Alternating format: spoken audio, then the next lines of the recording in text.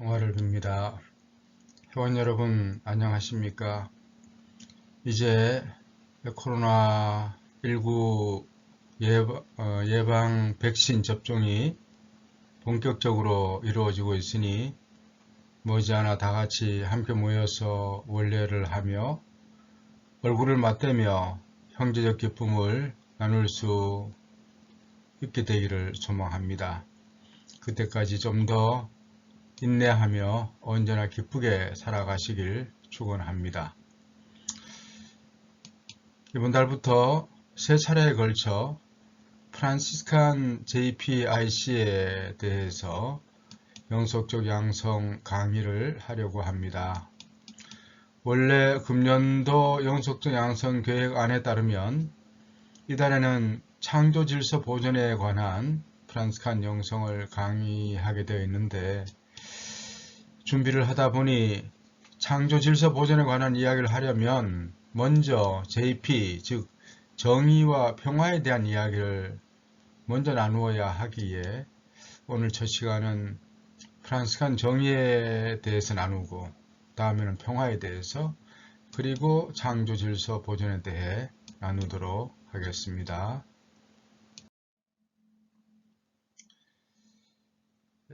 JPIC 즉 정의, 평화, 창조질서 보존은 우리 그리스도인이 이 지상에서 보다 나은 하느님 나라 건설을 위해 꼭 투신해야 할 과제입니다.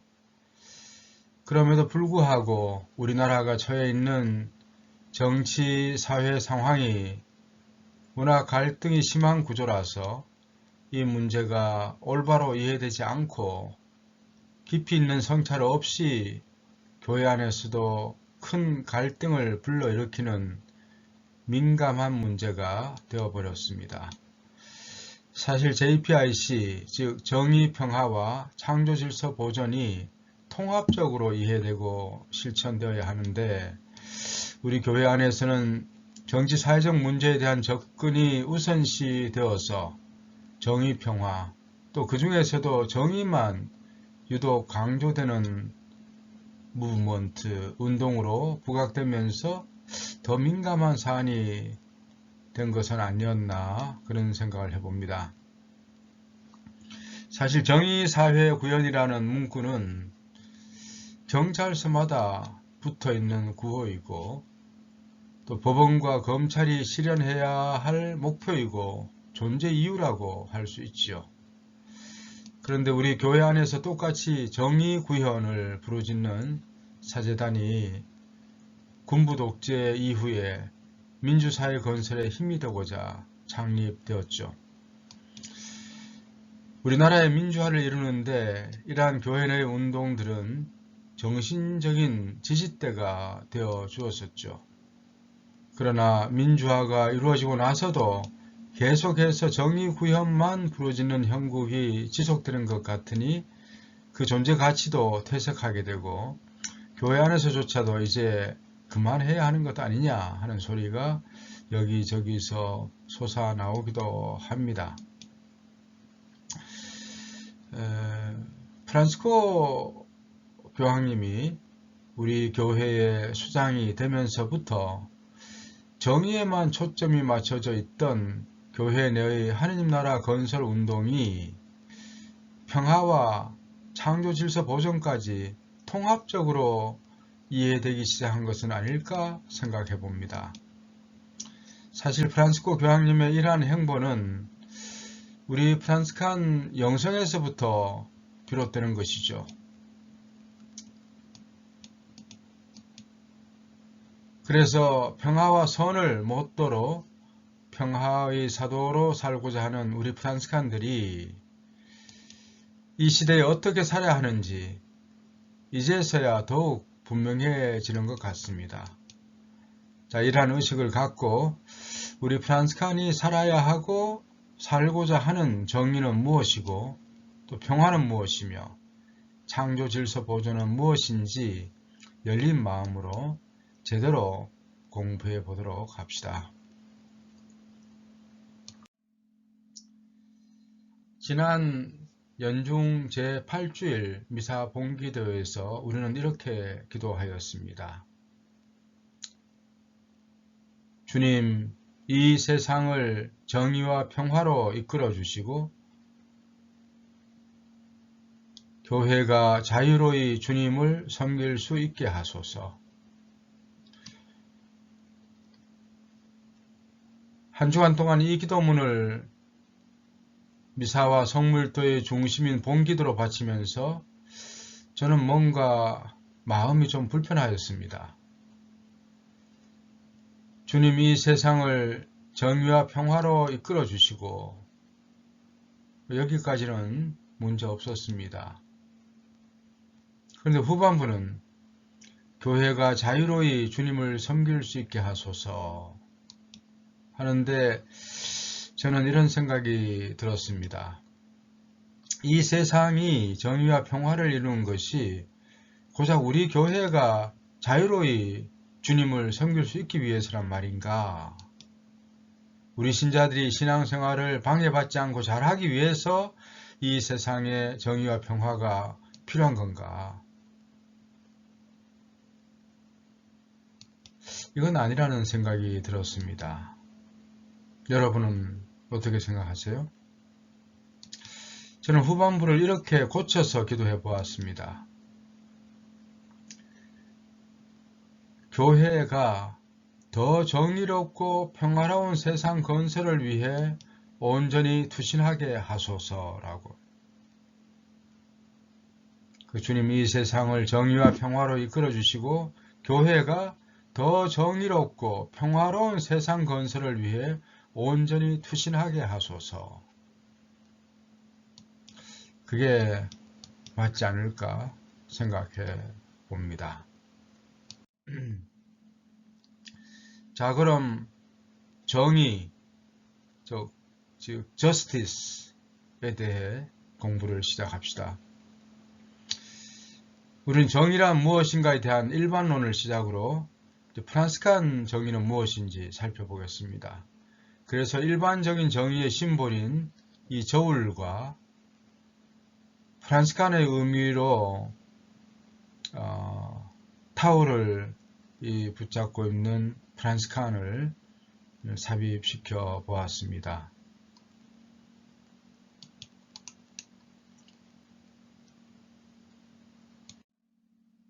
정의란 무엇인가요? 이 주제는 하버드 대학의 교수인 마이클 샌들 이분이죠. 마이클 샌들이 강의와 책으로 우리 시대에 화두를 던졌던 그런 질문입니다. 여러분 이분 강의 들어보셨나요? 아니면 이분 책 정의란 무엇인가라는 책 읽어보셨나요? 안 읽어보셨다고요? 예. 들어는 보셨어요? 그것도 아니에요. 그럼 뭐 유튜브 같은 데서 나오는 이분 강의 혹시 들어본 적 있나요? 그것도 아니에요. 네, 걱정 마십시오. 제가 간단하게 정리해 드리도록 하겠습니다. 이렇게 한번 보시기 바랍니다. 만물에는 모든 그 고유의 텔로스가 있습니다. 플라톤이 생각한 국가의 텔로스는 바로 정의였죠. 이 책의 구성은 아리스토텔레스의 공동선에서 출발해 행복을 강조하는 공리주의와 개인의 자유를 강조하는 자유지상주의의 모순성에 대해 신랄하게 비판을 한 후 마지막으로 마이클 샌델 교수가 주장하고 싶은 공동체주의에 대해 이야기합니다. 자, 이제 가장 기본이 되는 주요 내용을 한번 살펴볼까요? 정치 철학의 양대 산맥 중 하나인 벤덤의 공리주의, 그리고 누구나 다 알고 있는 바로 그것, 최대 다수의 최대 행복, 효용. 인간이라면 당연히 효용을 극대화하려고 하겠죠? 당신은 열차를 운전하는 기관사예요. 그런데 브레이크가 고장났죠. 다행히 선로의 변화는 가능합니다. 직진으로 가면 5명의 인부가 사망하게 되고 선로를 변경하면 1명의 인부만 사망하게 됩니다. 당신은 어떤 선택을 하시겠습니까? 자, 이제 당신은 구경꾼입니다. 이제 선로는 하나죠. 당신 옆에는 굉장히 덩치가 큰 사내가 1명 있어요. 그 한 사람을 밀어서 희생하면 5명의 인부를 구할 수 있습니다. 당신은 너무 왜소해서 열차를 막을 수 없지만 그 사내는 할 수 있죠. 그렇다면 당신은 5명의 인부를 구하기 위해 덩치 큰 남자를 밀겠습니까? 다수의 행복을 위해 무고한 희생은 정당화될 수 있을까요? 시내 어딘가에 100만 명을 죽일 수 있는 폭탄을 설치한 테러범을 붙잡았습니다. 이제 시간이 얼마 안 남았어요. 그런데 테러범은 입을 열지 않습니다. 테러범에게는 어린 딸이 있어요. 그 어린 딸을 고문하게 된다면 테러범은 입을 열 것 같은데, 그렇다면 우리는 어린 딸을 고문해 100만 명을 살리겠습니까? 가장 두드러진 공리주의 약점은 개인의 권리를 존중하지 않는다는 것입니다. 오로지 총합에만 관심을 두는 거죠. 마지막으로 당신에게 한 가지 질문을 더 해보겠습니다. 당신은 인공지능의 시대를 맞이해서 자율주행차 한 대를 구입했어요. 이제 위기 상황에 대한 프로그램을 설정해야 하는데, 첫 번째 상황. 직진을 하면 여러 명이 죽게 되고 방향을 바꾸면 1명이 사망하게 됩니다. 당신은 어떻게 프로그래밍 하시겠습니까? 두 번째 상황. 직진하면 여러 명이 사망하게 되고 방향을 바꾸면 당신 1명만 죽게 되죠. 어떻게 프로그래밍 하시겠습니까? 보행자 우선 모드로 하시겠습니까? 운전자 우선 모드로 하시겠습니까? 첨부 인권. 태어나면서부터 당연히 주어지는 것으로 법률이나 사회적 믿음보다 앞선 보편적 선함적 권리. 자유시장을 법으로 간섭하는 것은 개인의 자유를 침해한다는 거죠. 서로가 윈윈할 수 있다면 합의하에 어떤 거래든 다 괜찮다는 거죠. 그렇다면 장기 거래와 대리모 출산은 어떨까요? 자유지상주의 내에서도 이런 딜레마에 대한 자성의 목소리가 있었습니다. 칸트, 정업명령이란 무조건 지켜야 할 도덕적 명령을 말합니다. 칸트 시대에 성행했던 치아 거래를 예를 들면 가난한 사람이 돈을 받고 부자에게 자신의 치아를 파는 행위에 대해서 칸트는 이렇게 이야기했습니다.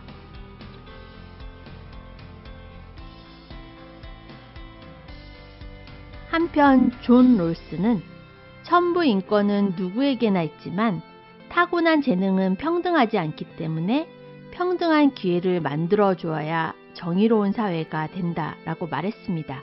차별이 있는 경우는 단 한 가지, 기회의 균등을 위해서 사회적 약자에게 이익이 돌아가는 경우뿐이라고 말했습니다.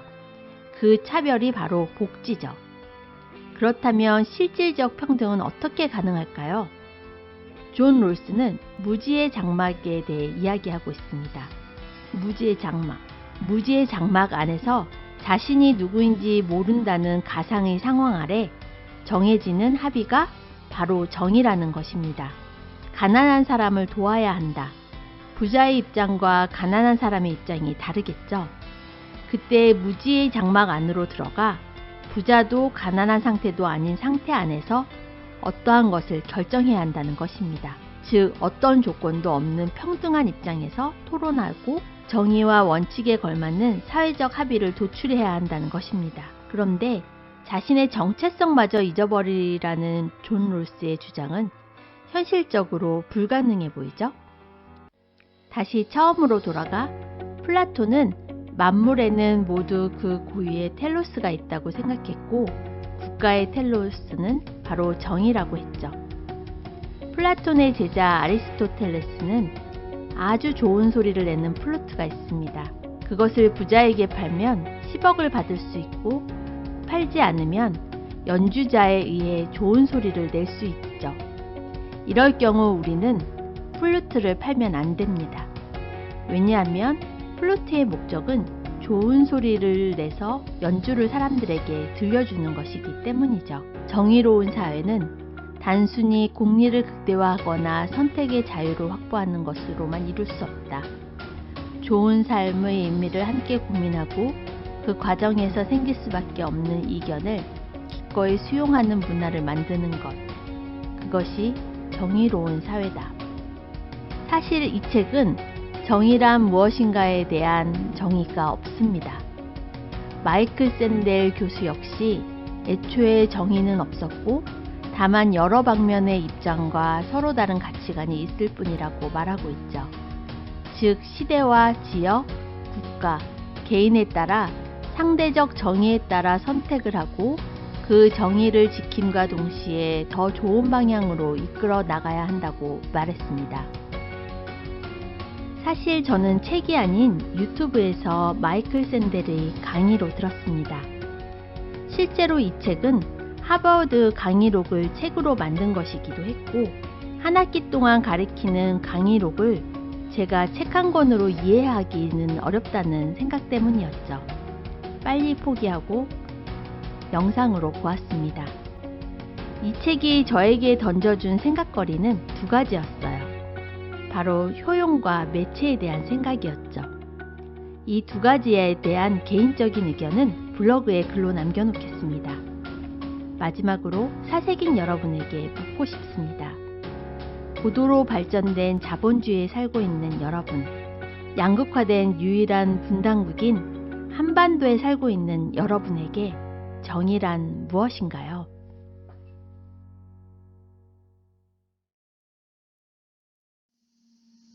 네, 잘 보셨습니까? 책 한 권 정리 깔끔하게 하셨죠. 이제 그 유명한 마이클 샌델의 정의란 무엇인가에 대해 젊은 사람과도 대화할 수 있을 겁니다. 예, 다시 요약해보면 이렇습니다. 첫 번째는 공리주의적 정의이죠. 최대 다수의 최대 행복이 되게 하는 것이 정의다라는 것이죠. 두 번째는 자유주의적 정의로서 개인의 자유가 가장 우선시 되게 하는 것이 정의다라는 것이고요. 세 번째는 둘 다 그럴듯하지만 문제가 있다.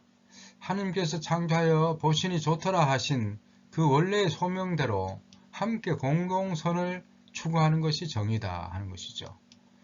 이것이 공화주의 또는 공동체주의라고 하는데 샌델 교수의 주장입니다.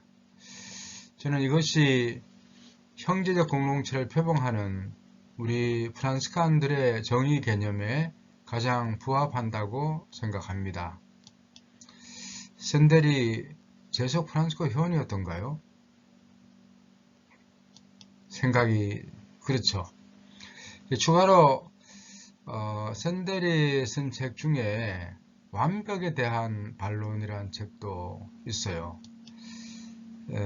이 책은 이제 윤리학과 생명공학 그리고 인간 본성의 미래에 대해서 다루는 책인데요. 이 급속히 발전하는 이 생명과학의 시대에 우리가 가져야 할 윤리적 태도는 과연 무엇인가? 어떤 것이 정의인가? 이런 문제를 다루고 있습니다. 더 오래 살기 위해서 인류는 생명과학을 계속 발전시켜 오고 있습니다. 그래서 100세 시대 하고 있습니다. 인간이 모든 동식물들을 지배하고 또 먹거리로 만들기 위해서 유전자를 조작하기도 하고 동물들을 무자비하게 포획하고 또 가두어서 많은 생산을 할 수 있도록 동물 학대를 하고 그런 것들을 많이 보죠. 과연 모든 자연 피조물들을 인간 생명 연장의 도구로 만들어 가는 것, 이것이 정의일까? 이것이 인간이 더 오래 살면서 더 완전하게 되는 것, 신처럼 영원히 죽지 않는 존재, 불사불멸로 가는 그 길이 되는 건가? 더 완전한 인간이 되는 길일까? 그런 측면에서 질문을 던질 필요가 있겠죠. 사실 이런 내용은 똑같지는 않지만 윤리적 측면에서 최근에 우리 사회와 교회에서 문제가 된 이슈가 하나 있습니다. 바로 낙태법 폐지에 관한 것이죠. 여러분은 어떻게 생각하세요? 낙태 시술을 못하게 막아야 한다. 아니다. 낙태 시술을 일정 범위에서는 허용해야 한다. 그럼 어떤 경우에만 허용해야 하는가? 태아가 몇 주까지 되기 전까지는 시술을 허용할 수 있는 건가? 이것이 이제 논란이 되고 있는 거죠. 여성계에서는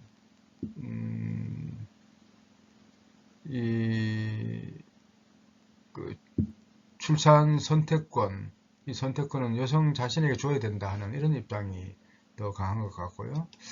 우리 교회는 낙태는 무조건 안 된다. 왜냐하면 이미 수정해서 착상한 순간부터 벌써 태아는 생명체이기 때문에 생명을 우리가 마음대로 훼손할 수는 없다. 뭐 이런 입장이 있는 거죠. 과연 무엇이 정의일까요? 윤리적인 관점에서 어떻게 돼야 된다 생각하십니까? 참 쉬운 문제는 아니겠죠. 자, 이제 프란스권 정의에 대해서 살펴보도록 하겠습니다. 우리 사부 프란스코는 정의에 대해서 어떻게 생각하시나? 프란스코의 글을 중심으로 살펴보도록 하겠습니다. 먼저 사부님에게서 정의는 하느님의 속성입니다. 하느님의 속성. 다시 말해 하느님은 정의이시고 정의로우신 분, 공의로우신 분이시죠. 사부님은 지극히 높으신 하느님께 드리는 찬미에서 하느님은 어떤 분이신지 여러 가지 속성으로 노래하고 있죠. 그 중에 당신은 정의이시나이다 라고 고백합니다. 더 정확히는 당신은 정의이시고 절제이시나이다 이렇게 노래합니다. 정의로운 분이시지만 정의대로 판단하시면 우리 인간은 그 누구도 살아남을 수도 없는 존재이니 그 정의를 참고 인내하시는 분으로 절제를 덧붙이고 있는 것이죠. 하느님은 정의로운 분이시지만 절제하시는 분이시다. 이것이 프란스코가 하느님을 바라보는 시각입니다. 또 형제에 보내신 편지에서는 이 편지를 마무리하며 기도하면서 전능하시고 영원하시며 의로우시고 자비로우신 하느님이라고 하느님을 부릅니다. 하느님은 전능하신 분이시고 영원하신 분이신데 정의로우시면서도 자비로우신 분이라는 것. 앞에서 정의로우시며 절제이신 분이라는 뜻과 비슷해 보입니다. 절제와 자비는 여기서 거의 동의어처럼 들리기도 합니다.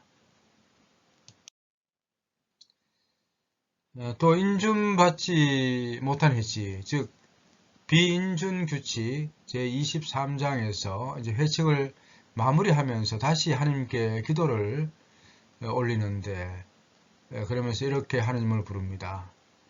전능하시고 지극히 거룩하시며 지극히 높으시고 지존하신 하느님, 의로우시고 거룩하신 아버지.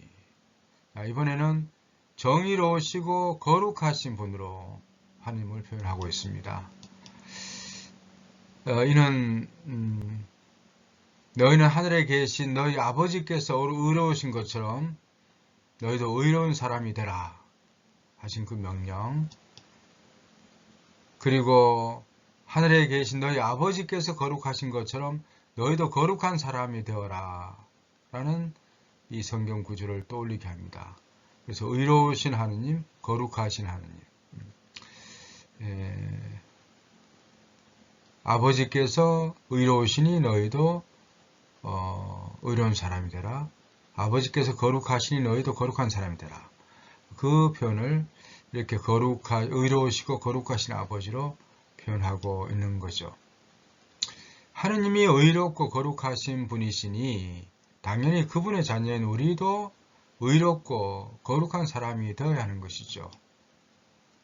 한 가지 더 있다면은 하늘에 계신 너희 아버지께서 완전하신 것처럼 너희도 완전한 사람이 되어라 하는 표현도 있죠. 그래요. 예수님께서 하느님을 닮아라 하고 가르치시면서 세 가지를 이야기하는데 바로 의로우신 하느님, 하느님의 의로움을 닮아라, 하느님의 거룩함을 닮아라, 하느님의 완전성을 닮아라 이렇게 표현하죠. 앞에서 마이클 샌델이 이야기한 완벽과 완전 이런 것을 다시 생각하게 만들어줍니다.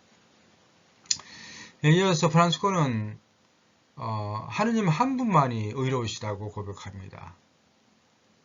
홀로 거룩하시고 홀로 정의로우시고 홀로 진실하시며 홀로 올바르신 하느님 외에는 다른 아무것도. 홀로 정의로우신 분. 사실 정의는 하느님의 속성으로 하느님께만 돌려져 있고 성자 성령께는 이 정의가 잘 언급이 안 되고 있습니다. 대신 평화는 삼위일체 하느님께서 주시는 것이지만 그 중심에는 성자 그리스도가 자리하고 있습니다. 평화는 그리스도의 속성이라고 오히려 더 보는 것 같아요. 그래서 그리스도는 우리의 평화입니다. 그렇게 할 수 있죠. 그리스도 우리의 평화. 이렇게 프란치스코는 정의는 하느님의 속성이라고 말하고 있습니다. 그러니 우리가 하느님을 이야기하면서 정의에 대해 껄끄러운 마음을 지녀서는 안 되겠죠. 하느님을 믿는다고 하면서 정의를 입 밖에도 꺼내지 못하게 한다면 말도 안 되겠죠. 그래서 정의 구현사재단을 그냥 무작정 싫다 이렇게 이야기해서는 안 되겠죠. 하느님의 정의가 아니라 인간의 정의 구현에 초점을 맞추었다면 좀 문제가 있다고 할 부분도 있겠죠. 그러나 이 정의란 단어는 우리에게는 좀 부정적인 이미지가 많이 있는데 사실은 하느님을 떠올리게 하는 가장 중요한 단어라고 생각한다면 우리 그리스도인들, 우리 프란치스칸들은 더 긍정적인 뜻으로 이 정의란 단어를 사용해야 하지 않을까 생각해 봅니다. 두 번째로 프란치스코는 하느님은 정의이시기에 정의로 세상을 다스리신다. 그렇게 노래합니다. 특히 정의로 다스리시는 하느님. 특히 당신이 직접 만드시고 바치시고 형제들과 또 글라라 자매들도 열심히 바쳤던 순한 성물도에서 많이 노래합니다. 이렇게 하느님은 정의로 세상을 다스리시는 분, 정의를 사람들에게 밝히 드러내시는 분이라고 말할 수 있겠습니다. 주께서 오시나니 세상을 다스리러 주께서 오시나니 당신은 온 세상을 정의로 다스리시리라. 주께서 구원하심 드러내 보이시고 그 정의 백성들 앞에서 밝히셨도다. 계속해서 순한 성물도는 정의로 다스리시는 하느님을 노래합니다. 하느님의 정의는 당신의 아들 예수 그리스도를 세상에 보내신 것으로 드러나고 또 십자가를 그 심판의 잣대로 삼아 정의를 구현하십니다. 이제야 내 안오니 주는 당신 아드님 예수 그리스도를 보내시어 정의로서 백성들을 판단하시게 하셨도다. 심판하시게 하셨도다. 그렇죠? 야훼님 내 바라는 것 님이시오니 결단코 부끄러움을 당하지 말게 하시고 당신의 정의로 날 건져 살려내소서. 자, 이렇게 프란치스코에게 있어 하느님은 정의이시며 정의로서 세상을 다스리시는 분이시다. 그렇게 요약할 수 있겠습니다. 자, 그러기에 정의의 하느님의 자녀들인 우리가 해야 할 첫 번째 것은 하느님의 정의가 이루어지도록 기도하는 겁니다. 하느님의 정의가 이루어지도록 기도하는 것. 프란치스코는 관상생활하기를 원하는 형제들, 그리고 은수처에서 살기를 원하는 형제들에게 이 회칙을 써주면서 먼저 하느님의 나라와 그분의 의로움을 찾을 것입니다 하고 예수님께서 마테오 복음에서 이야기하신 부분을 그대로 이야기합니다. 예수님께서 제자들에게 하셨던 똑같은 말씀을 프란치스코도 그 제자들에게 남기는 거죠. 기도 생활의 핵심이 다른 것이 아니라 바로 하느님의 나라와 하느님의 정의가 이루어지도록 기도하는 것이다. 그렇게 이야기를 하는 거죠. 여러분은 무엇을 위해 기도하십니까? 사실 우리는 현세에서 필요한 여러 가지들을 위해 하나님께 기도하죠. 그게 잘못된 것은 아닙니다. 먼저 하느님의 나라와 하느님의 정의가 실현되기를 바라기만 하면 되죠. 그 후에 우리의 필요를 알아낼 수 있고 이미 다 알고 계신 그분이 우리의 필요한 것은 덧붙여서 선물로 주시겠죠. 이게 예수님의 가르침입니다. 그죠? 그래서 주님의 기도가 참 중요한 기도입니다. 주님께서 직접 가르쳐 주신 기도, 이 기도가 바로 그 내용을 담고 있죠. 주님의 기도의 핵심이 바로 하느님의 나라와 그분의 정의가 실현되기를 소망하는 것, 이것이 전반부에 나오는 내용이죠. 그리고 후반부는 일용할 양식부터 해서 우리의 필요를 말씀드린 것이죠. 다시 정리하면 정의의 하느님이 정의로 세상을 다스리시니 하느님의 그 정의가 이루어지도록 바라고 기도하라는 것이죠. 이것이 우리가 해야 할 첫 번째 소명입니다. 정의를 위해서 기도하는 것. 하느님 나라가 이루어지도록 정의의 하느님이 뜻이 실현되도록 기도하는 것이죠. 두 번째로 우리에게 요구되는 것은 우리가 정의로운 사람이 되는 것입니다. 하느님이 정의로운 분이시니 그분의 모상인 우리도 정의로운 사람이 되는 것이 당연하겠죠. 하느님의 자녀라고 하면서 하느님이 정의로우신 분인데 우리가 어떻게 정의로운 사람이 안 될 수 있겠습니까? 그죠? 그런데 프란치스코는 정의로운 사람이 되기 위해서 두 가지를 실천해야 된다. 그렇게 이야기를 합니다. 하나는 정의를 위해서 일해야 된다는 겁니다. 하느님이 구현하시려는 그 정의로운 하느님 나라가 이 땅에 실현될 수 있도록 이 땅에 사는 우리가 협력해야 하는 것이죠. 그래서 옳은 일, 즉 정의를 위해서 일해야 하고 심지어 그 때문에 박해가 따른다 하더라도 정의를 위해 일해야 한다는 것입니다. 옳은 일을 하다가 박해를 받는 사람들은 행복하다. 하늘나라가 그들의 것이다. 그래야 하늘나라가 내 것이 되는 거죠. 하느님의 정의는 하늘나라가 우리 것이 되게 하는 겁니다. 그것이 하느님의 정의입니다. 하느님의 정의를 우리 모든 사람들이 하늘나라에 들어가는 것, 하늘나라가 우리 모두의 것이 되는 것, 이것이 하느님이 구현하려고 하는 정의이죠. 그래서 하느님의 나라를 위해 일하는 것이 바로 옳은 일이고 정의를 위해 일하는 것이고 그렇게 정의를 위해서 일함으로써 하느님의 나라가 이루어지고 실현된다는 것입니다.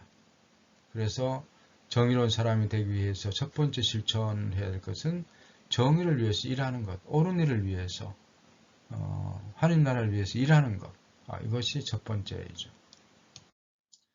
또 하나는 하느님 나라 실현을 위해서는 가난한 사람들의 편이 되어서 그들과 함께하는 노력을 기울여야 한다는 겁니다. 사실 사람은 누구나 할 것 없이 공평하게 하느님 자녀로서 하느님의 유산을 상속받고 누릴 권한이 주어져 있는 존재입니다. 그런데 실상 이 사회는 그런 인간적인 기본권마저도 박탈당한 사람들이 많습니다. 그들이 그 권리를 누려 모든 사람이 하느님 나라의 참 상속자가 될 때 하느님의 정의가 마침내 실현되는 것입니다. 그러니 하느님께서는 마치 가난해서 잘 못 사는 자녀들을 안타까워하는 부모 심정으로 가난한 사람들을 가장 안타까워하시면서 그들이 참으로 인간답게 살 수 있기를 바라시는데 그 일은 우리가 함께 해주기를 바라시는 거죠. 그들의 유산과 권리를 찾도록 말이죠. 우리 글라라 형제가 사도직 활동으로 청량리 프란스코의 집 봉사를 하는 것도 그런 맥락이라고 할 수 있죠. 그 봉사만이 아니라 우리 주위와 사회에 가난하고 어렵게 살아가며 인간적인 기본권도 누리지 못하는 사람들에 대한 관심과 애정, 보살핌이 꼭 필요한 이유입니다. 이렇게 프란스코는 정의의 하느님이 하느님 나라를 실현하시도록 우리도 정의를 위해서 열심히 일하고 또 가난한 사람들의 권리를 찾아주는 노력을 함으로써 그 정의에 동참하기를 바라신다는 거죠. 그 정의는 바로 하느님 나라 건설이자 하느님 나라 건설을 위해서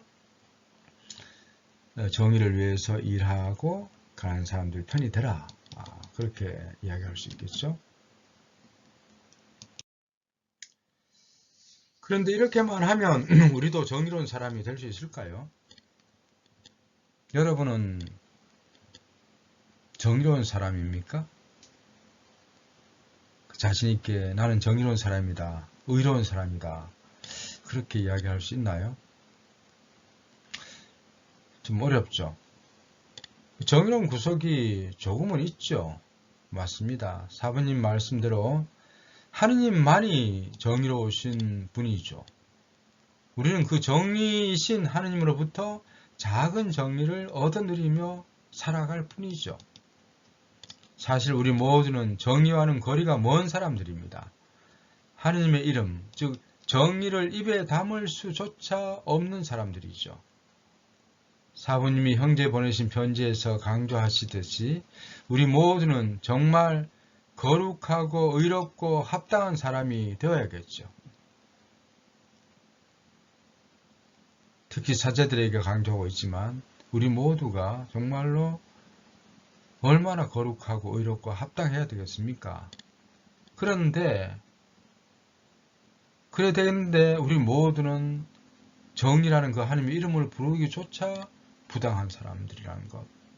태양의 창가에서 프란시스코는 또 고백하고 있습니다.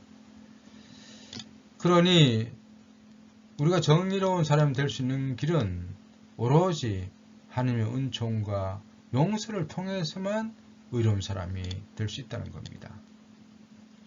그래서 우리가 정의, 즉 옳은 일을 위해서 끊임없이 일하고 가난한 사람들의 편이 되어서 그들의 권리를 찾아주는 노력을 기울여 나가면 하나님께서 은총과 자비로 우리를 좀 더 의로운 사람이 되게 만들어 주십니다. 그래서 우리는 하느님을 조금씩 닮아가게 되겠죠. 정의의 하느님을 좀 더 의로운 사람으로 변해가겠죠. 마지막으로 프란시스코가 정의를 실천한 사례들을 몇 가지 살펴보면서 마무리하려고 합니다. 거창한 정의 사회의 구현이 아니라 내 소박한 일상의 삶 안에서 정의를 살아가는 사례들이죠. 베르나르도 형제에게 준 축복, 레오 형제에게 보낸 편지, 어느 봉사자에게 보내신 편지, 그리고 앓는 형제들과 나병 환자들에 대한 특별한 관심과 배려, 이것을 저는 프란시스코의 정의 실천 사례로 좀 꼽고 싶습니다. 네, 베르나르도 형제에게 준 축복은 이렇습니다. 주님께서 나에게 주신 첫 번째 형제가 베르나르도 형제였고 또한 자신의 모든 재산을 가난한 사람들에게 나누어 주면서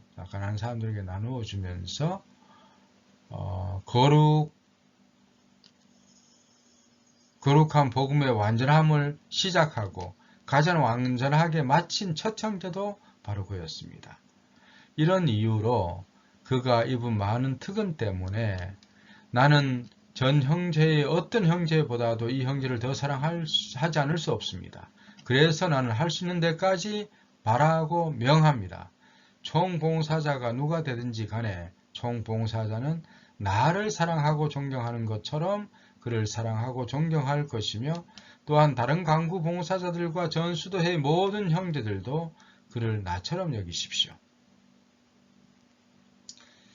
프란시스코가 죽기 전에 바로 이러한 유언 같은 축복을 남기게 된 건데요. 그래서 이걸 통해서 베르나르도 형제와 다른 형제들은 이것을 보고 큰 위로를 받았다고 합니다.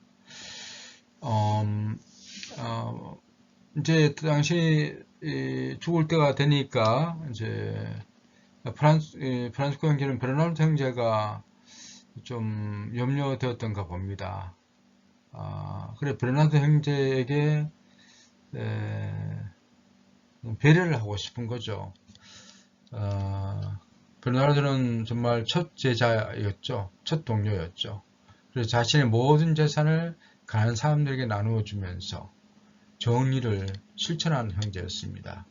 그런 형제가 정의를 실천하면서 거룩한 복음의 완전함을 시작하고 또 완전하게 마친 첫 형제가 바로 그였다. 그렇게 이야기를 합니다. 그 이유 때문에 그리고 그가 입은 많은 특은들 때문에 나는 전수대의 어떤 형제보다 이 형제를 더 사랑한다. 그렇게 얘기를 하면서 총무원사자가 누가든지 간에 나를 사랑하고 존경하는 것처럼 나와 똑같이 그를 사랑하고 존경해 주라. 총무원사만이 아니라 강국의 다른 강국공사들과 모든 형제들이 그를 나처럼 여기라. 창설자의 버금가는 그 수준으로 이 형제를 대해주라고 이야기하는 거죠. 저는 이 축복을 보면서 사부님이 참 베르나르도 형제에게 이런 것을 해주는 것이 어떻게 보면은 다른 형제들에게 특별한 어떤 애정을 보여주는 것 아닌가 이런 느낌 들 수 있지만도 이런 보상을 받아 마땅하다는 정도 나와 진비 없이 내가 창설자로 하지만도 나와 똑같이 나와 함께 나와 똑같이 이 여정을 완성한 훌륭한 형제로 높이 평가해 주면서 이 형제를 다른 형제들에게 맡기고 있다는 것 이것이 프란치스코에게는 정의죠. 자기와 똑같이 이 복음을 따른 삶을 시작하고 마친 첫 형제인 그 베르나르도 형제를 자기가 똑같은 레벨에 놓고 인정해주고 생각해주는 이런 자세 이것이 바로 프란치스코의 정의라고 이야기할 수 있을 것 같습니다. 두 번째는 레오 형제에게 보낸 편지인데요. 짧은 편지를 프란치스코가 보내죠. 레오 형제, 그대의 프란치스코 형제가 인사하며 평화를 빕니다. 나의 아들, 나는 그대에게 어머니로서 말합니다. 우리가 길에서 함께 이야기를 나눈 모든 것을 간단하게 이 글로 정리하여 공고합니다. 형제에게 이렇게 공고하니 의견을 물으러 나에게 올 필요가 없습니다. 즉, 주 하느님을 기쁘게 해드리고 또 그분의 발자취와 가난을 따르는 데 있어서 그대가 보기에 어떤 더 좋은 방법이 있으면 주 하느님의 축복과 나의 허락으로 그렇게 하도록 하십시오. 그리고 그대의 영혼을 위하여 그대에게 또 다른 위로가 필요하여 다시 오기를 원하면 나에게 오기를 원하면 오십시오. 이렇게 편지를 보냅니다. 레오 형제가 프란치스코와 함께 여행을 하면서 프란치스코에게 자기 고민을 털어놓으면서 영적 상담을 하죠. 어떻게 살아야 내가 기쁘게 잘 사는 건지 잘 모르겠다. 그런 걸 이제 질문해서 그 때문에 한번 찾아뵙고 싶습니다. 이런 이야기를 한 것 같아요. 그러니까 프란치스코는 올 필요 없다. 괜찮다. 우리 서로 잘 알지 않느냐. 나는 형제가 뭐 내가 뭐 거창해서 뭘 어떻게 하라고 이렇게 가르치는 것이 아니라 형제가 주 하느님을 기쁘게 해드리고 또 그분의 발자취에 가난을 따르는 데 있어서 이게 좋겠구나 하는 생각이 그 영감이 오면은 그렇게 하면 돼. 그렇게 하는 것이 그대가 하는 게 내가 뭘 가르쳐주고 그대로 따라서 하는 것이 아니라 하나님 형제가 생각하기에 좋은 방법. 이것이 주님 참 기뻐하시겠다 하는 게 있으면, 또 예수님 발자취를 이렇게 다루는 게 참 아름답고 좋겠다. 그런 게 있다면 얼마나 그 하나님께서 축복하실 거고, 나도 지지한다. 그러니 그렇게 하면 된다. 그러면서도 그래도 부족하면, 그래도 그렇다면 날 찾아와. 괜찮아. 이렇게 하면서 프란치스코는 자신이 막 큰 스승으로서 형제를 대하면서 뭐 이런 어떤 개념이 아니라 항상 엄마처럼, 아들을 대하는 엄마처럼, 또 형제, 친구처럼 이렇게 그 형제를 통해서 하나님께서 주시는 그런 영감, 그것을 잘 살아갈 수 있도록 격려해 주는 것. 이것이 프란치스코가 보여주는 정의 실천의 모습이 아닐까, 그런 생각이 듭니다. 우리는 항상 남을 가르치려 하죠. 그리고 내가 바라는 식대로 그들이 하도록 원하죠, 많이. 그것이 아니라 내가 바라고 원하는 방식, 내가 좋아하는 방식이 아니라 그 사람이 하나님께서 기뻐하실 것, 그런 방식을 찾도록 도와주고, 또 그가 그것을 찾아 나가는 것, 그것이 정의다. 이런 것이 프란치스코가 생각하는 정의 실천 사례가 아닐까 싶습니다. 또 한 가지를 더 보면요, 어느 봉사에게 보낸 편지인데, 뭐 우리 잘 알고 있죠. 어느 강구 봉사자가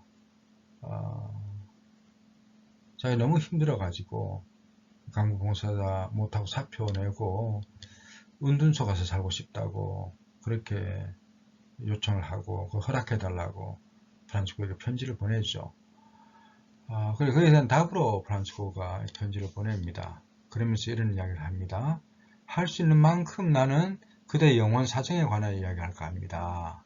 그대가 주 하느님을 사랑하는 데 방해되는 것이든, 또 형제들이나 다른 사람들이 그대를 때리면서까지 방해하든, 이 모든 것을 은총으로 받아들여야 합니다. 그리고 그대는 이런 것들을 원하고 다른 것을 원하지 마십시오. 그리고 이것이 그대가 따라야 할 주 하느님의 참된 순종이요 나의 참된 순종이 됩니다. 그리고 이러한 상황에서 그들을 사랑하고 그들이 더 훌륭한 그리스도인들이었으면 하고 바라지 마십시오. 그러면 이것이 그대에게는 은수생활보다 더 좋은 것이 될 것입니다.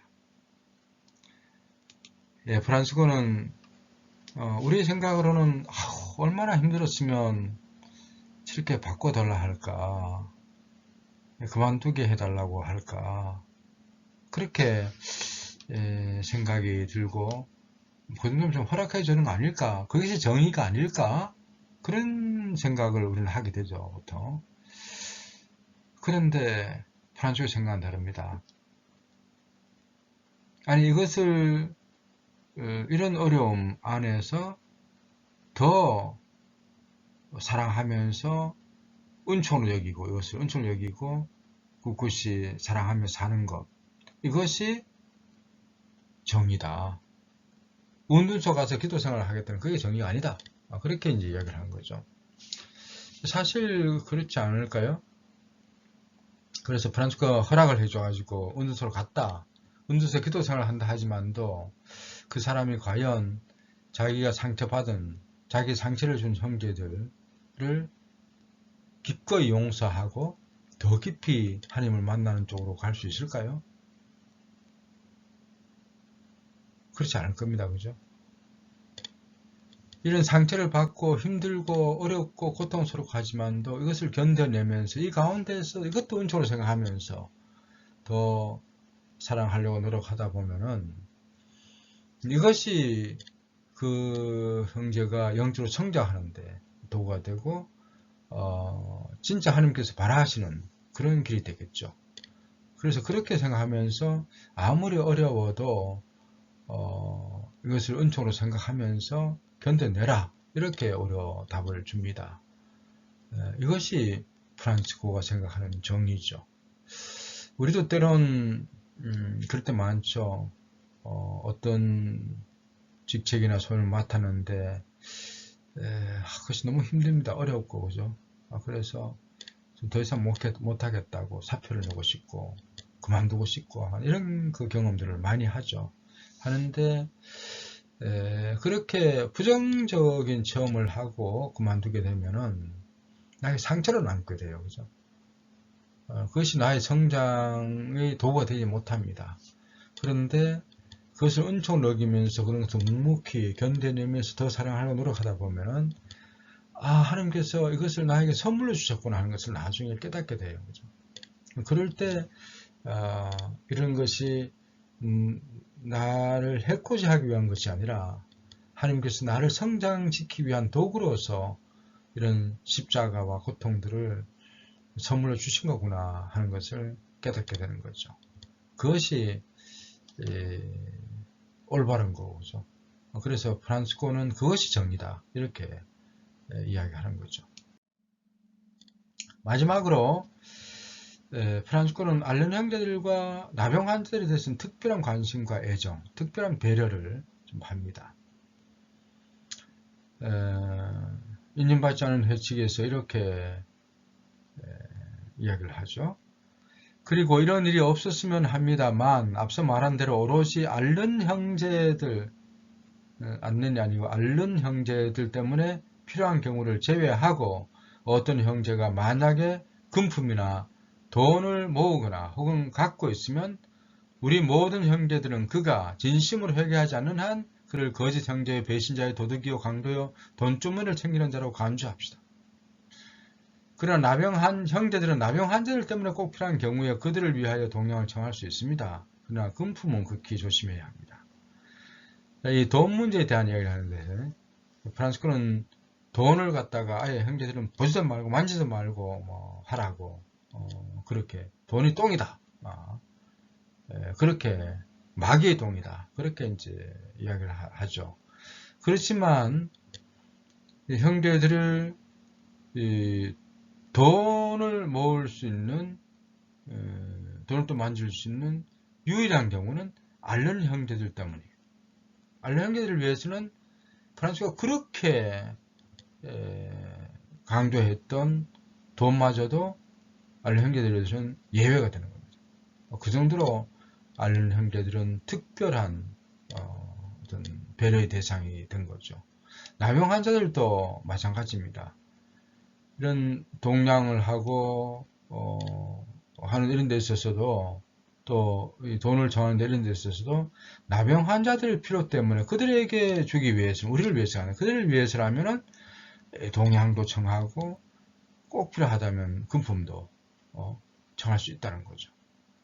그래서 앓는 형제들과 나병 환자들을 위해서는 특별한 그 배려를 하는 것. 이것이 아까 얘기하신 정의 실천 방법 두 번째로서 그죠? 정의를 위해서 일하고 가난한 이들을 위해서 가난한 이들의 편이 되어서 그들 앓는 형제들과 나병 환자들이 가장 인간적인 기본권을 못 누리고 있는 사람으로 바라보고 있다. 그렇게 이해하면 되겠죠. 그죠? 그래서 이 앓는 형제들과 나병 환자들을 위해서는 최대 배려를 해주는 것. 이것이 프란치스코에게서는 정의가 된 거죠. 그리고 우리도 우리 형제 회원들 중에서 가장 어렵고 힘들게 사는 회원들에게 더 큰 우리가 배려를 하고 관심을 가지고 애정을 보여주는 거 이것이 정의가 되는 거고 또 사회적으로도 가장 사회적 약자들 그들 무시하지 않고 그들이 더 큰 권리와 의무를 권리와 보살핌을 받도록 해주는 것 이것이 정의라고 볼 수 있겠죠. 제가 성심원에서 9년간 일하면서 저는 나병 환자들, 한센인들을 위해서는 그 누구보다도 가장 정말 풍요롭고 부유하게 모든 것을 다 누리면서 할 수 있도록 만들어주도록 힘썼습니다. 왜냐하면 그들은 평생을 사람 대접받지 못하고 살아왔기 때문에 모든 좋은 것 다 누리고 살아도 부족한 사람들입니다. 그래서 그들을 위해서는 최선을 다해서 모든 것을 다 마련해주고 더 앞에 모든 필요를 다 갖추어 주려고 하는 이런 자세 이것이 저 또한 정의라고 생각했기 때문에 그렇게 했었거든요. 자, 이렇게 이런 것이 프란치스코가 삶 안에서 실천한 정의라는 거죠. 그래서 이런 것을 우리도 실천해야 되지 않을까 그런 생각을 해봅니다. 자, 이제 강의를 마치면서 이번 달 우리가 묵상하고 또 나누어야 될 질문을 하나 던집니다. 나는 정의로운 사람인가? 내 삶 안에서 나는 어떻게 정의를 실천하고 있는가? 이것을 생각해 보고 이것을 또 회원들과 삶으로서 나누는 그런 한 달이 되었으면 좋겠습니다. 예, 수고 많으셨고요. 이제 예수 성심 성월입니다. 나는 마음이 온유하고 겸손하다 하신 그 예수님을 본받아서 우리도 정말 겸손한 마음으로, 온유한 마음으로 정의를 위해서, 옳은 일을 위해서 노력하고 하나님 건설을 위해서 같이 주님께 협력하고 또 가난한 사람들이 벗이 되어서 그들의 기본권을 찾아주는 노력을 함께 함으로써 우리 좀 더 정의로운, 의로운 그런 사람이 될 수 있도록 노력하는 그런 한 달이 되었으면 좋겠습니다. 수고하셨습니다.